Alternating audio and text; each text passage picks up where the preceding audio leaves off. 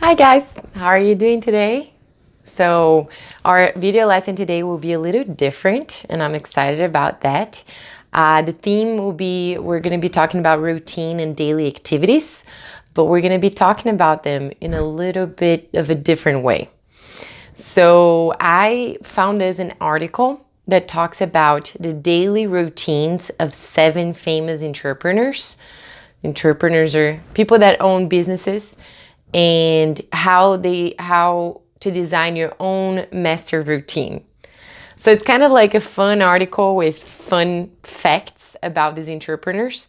And I'm going to go over, and I selected 17 sentences from the article for us to talk about routine, about verbs, about how to say things, sentences. So that's what I'm going to do. I'm going to go through the sentences that I picked, and I'll explain to you guys, how to use some things in the sentences.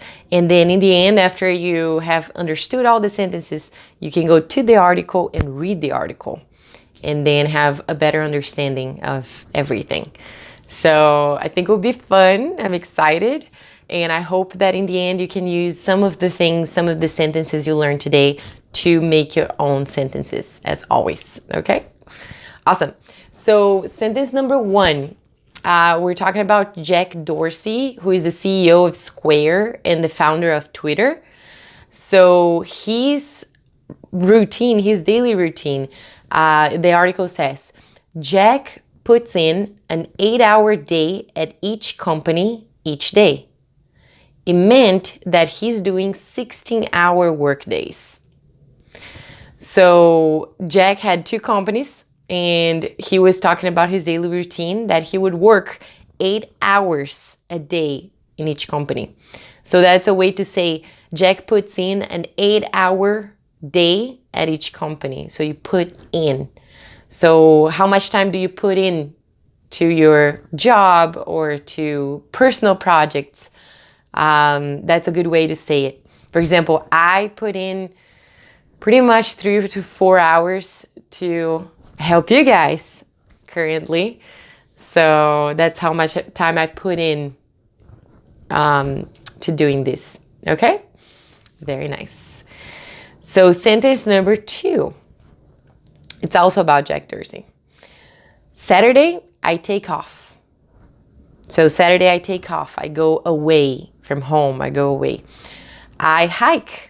And then Sunday is reflections, feedback, strategy, and getting ready for the rest of the week.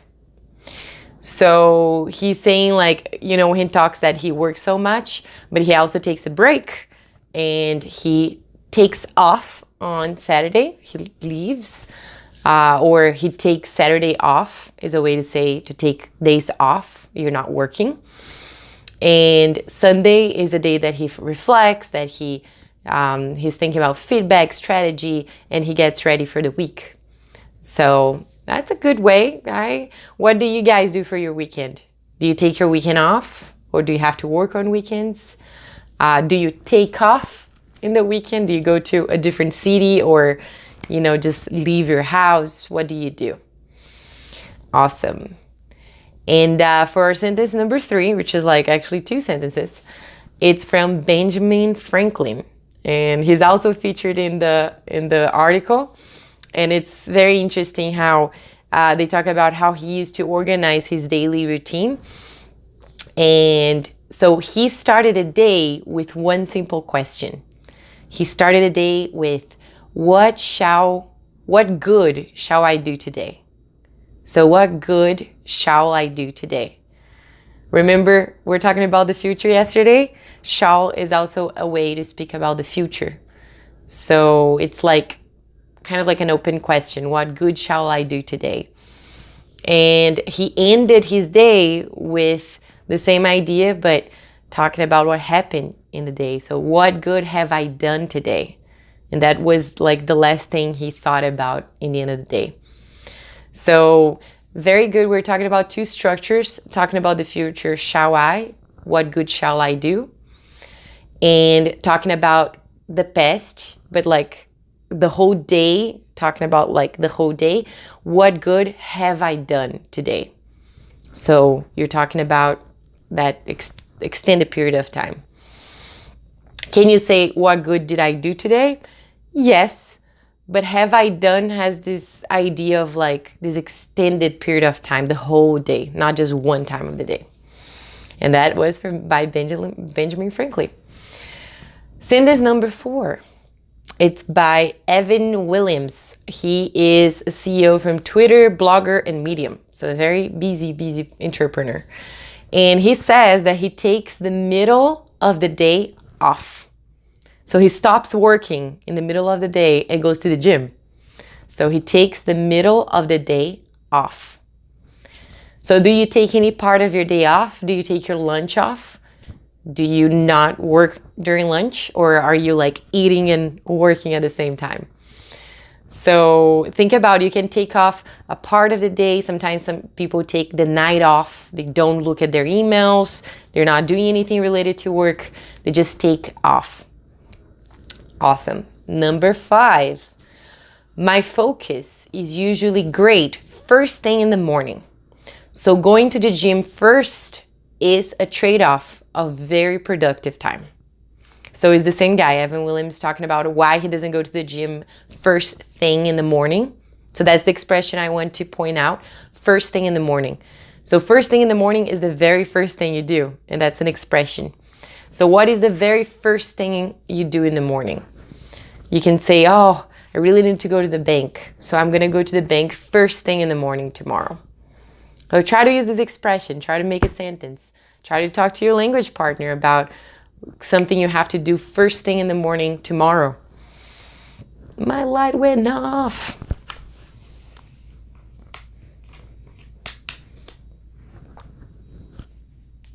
Okay, lights back on. Awesome. So number 6 is by Winston Churchill. And he says that, well, he used to start a day by working from bed. So he would start a day working from bed. He would stay in bed until like 11, reading the newspaper, assigning tasks, catching up with different things. So he would start a day from bed. And the structure that I want to point out is first start a day. So how do you start your day? And from bed. So do you start your day from home? Do you start work from home? Or do you work from an office? Do you make calls from your car? So that's a good way to say it. What do you do from bed? I don't think a lot of people work from bed. I can't, personally. So very good. For our sentence number 7 is start your day by planning what you need to get done. Start your day by planning what you need to get done. So that's by Leo Babauta from Zen Habits. And so that's something that I use in my life today. I always start my day with some meditation. I drink some tea. I do some yoga, and then I plan my day to keep myself organized because I'm not, in a rigid schedule. So I plan my day by the things I need to get done. So I usually do the 3 things, the 3 most important things in my day that I need to do. So this, I wanted to point out to this like to get done. This is structure. Do you have a lot of things on the weekend that you need to get done?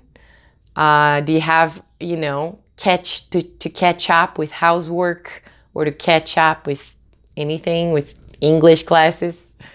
So good. Sentence number 8. The reason I like having a morning routine is that not only does it instill a sense of purpose, peace, and ritual to my day, but ensures that I'm getting certain things done every morning. And that's also by the guy from before, Leo Babauta. And what I wanted to point out here is something that instill a sense of purpose, peace, and ritual to my day. So instill is to cause, to make it happen inside of you. So, when you say, oh, I grew up with this idea instilled inside of me. It's like something ingrained, something instilled. So it's good to have a sense of purpose and peace and ritual instilled inside of you. So that's good. Just wanted to point that word out. Sentence number 9 is get a head start on tomorrow tonight. And that's by Barack Obama. So Barack Obama would plan his next day the night before. So I want to point out this get a head start. I think we've seen this expression before. I'm not sure now. Getting a head start, it's starting something earlier than you need to. So, instead of planning today, you plan today in the night before. So you get a head start. You get, like your planning already done. I've done that a few times too, and it's also pretty good. He does that because he wants to spend time with his family in the morning, and he doesn't want to be wasting time having to plan his day. So that's what he does. And he also does something else. He gets some alone time away from his family and from everyone at night. So he gets to do his planning. And also he says having this time alone at night gives him time to catch up on work and get ready for the following day. So again, this expression, catch up. So catch up on work. Catch up, it's kind of the opposite from head start. So head start is when you're starting something earlier. Catching up is when you're trying to do things that you didn't do, that you couldn't finish. So that is to catch up. For example, if you have, the 5 video lessons that we have this week, if you don't watch a few, you're going to say, oh, I need to catch up on the video lessons on Saturday, for example. Okay? Is there anything in your life that you need to catch up on? It's better to stay on track, right? So we don't have to catch up. Sentence number 11. Keep your routine as flexible as possible. So that's by Tim Ferriss, who's another CEO from some, I think, website. So he's saying that to keep your routine as flexible as possible. So very flexible. He advocates for not having a lot of plans so you can do what really motivates you and what really, draws you. I think that's really tricky for me because I get sucked into so many directions and I feel like I'm gonna lose focus and I'm just gonna be, not finishing anything. So in my view, from all these advices, the most effective for me is Obama's and the guy from Zen Habits, which they say either plan your day the first thing in the morning or plan your day the night before and get a head start. That's what I like to do. Awesome. So in the end of the article, they give you 6 tips for designing a daily routine. So do you have a daily routine? If you do, let me know by an audio or a video. It can be your activity for the week. Do you have like a morning ritual? Do you always do the same thing every morning? Or is it a little different? Very good. So sentence number 12 is actually the points that they make in the end of the article. So that's a good breakfast can still be fast and easy. So they were talking about having breakfast already kind of like prepared or already something easy that you can make it very easily so you don't have to spend time getting, breakfast ready. So what about you guys? Do you like a big breakfast in the morning? Do you go with something like simple and easy? I usually have oatmeal or eggs, scrambled eggs. Number 13, do creative work for when you're tired. So that's basically saying to wait to do like your creative work for when you're tired, because like later at night, you don't want to do the other things that you usually have to do during the day. And when you're tired, you can focus on being imaginative, on when your mind is working. Your body might be tired, but your mind is working. I don't know. For me, I feel like I'm more creative when I'm rested. Because when I'm tired, I'm like, oh, I just don't want to think about this. So I don't know if this is good advice for me. But they're saying those are tips. Those are advices, not, kind of like strict. Number 14, an alarm to wake up might not be enough. Have one to tell you to go to sleep. So they're saying not only have an alarm to get you to wake up, but also an alarm to tell you when to go to bed. I've read so many articles recently that talk about having a consistent time of going to bed and going to bed before 10. So I've been trying to do that in my life. I try to get to bed at 9:30, 9:45. So I get, 8 hours of sleep and I can wake up early, like 5:30 or 6, and start my day like energized and early. I've been trying to do these changes in my life. How about you guys? Do you have a steady bedtime, or does it change every day? You can tell all about your daily routine to me on an audio or video, or writing if you'd like. Number 15, switch yourself off at night to sleep better. The zero notifications method. So I think it's getting more popular now that people are trying to unplug before going to bed. Unplugging is not being online, not being connected. So they are saying that's good for you to an hour before bed or even 2 hours before bed, not being glued to your phone, because the light on your phone and these like notifications and being on social media is not really good for you to fall asleep. So they say no phones an hour before bed. I've been trying to do that as well. So sometimes I don't, but I try not to go into social media for sure. Sometimes I have to answer messages, but I don't go to social media. I actually want to get to a point where I switch my phone off 1 hour before bed, and I don't get it until after like an hour or two that I've been awake. That's the dream, right? Not being so glued to our phones. And about switching yourself off, that's like switching off the light. And that goes into winding down. So when they're talking about that point, they also talk about winding down. Winding down is going from like 100 kilometers an hour, 100 miles an hour to come down so you can sleep, so you can fall asleep. So winding down is watching a movie, reading a book, taking a walk, just like doing things that are relaxing and that slows you down. That's winding down. So what are good ways that you give yourself time to relax and disconnect? What are your strategies to wind down?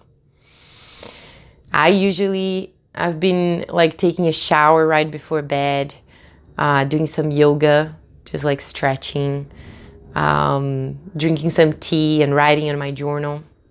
Those are my ways of winding down. And number 16 is develop a morning routine that you keep on weekends too. And that has been a challenge for me, doing something like my morning routine that I also do it on the weekends. To me, it varies because it varies depending where I am. So if I'm traveling, sometimes it's hard to keep that morning ritual. But if I am somewhere stable, I usually try to do it every day, no matter what day it is. And finally, number 17 is track your habits to understand yourself better. So that's what I've been trying to do. I've been trying to see what better morning rituals or better things in my routine that make me more productive, more relaxed, more centered. So what about you? Have you ever, thought about your routine like that, like your morning routine as a way to keep you focused and centered? So let me know. There's a lot of different things you can get from this article. And now I will suggest you to go read the article. We put it on the email for you. And all the sentences that I got from the article are also in the email in a different file. Okay?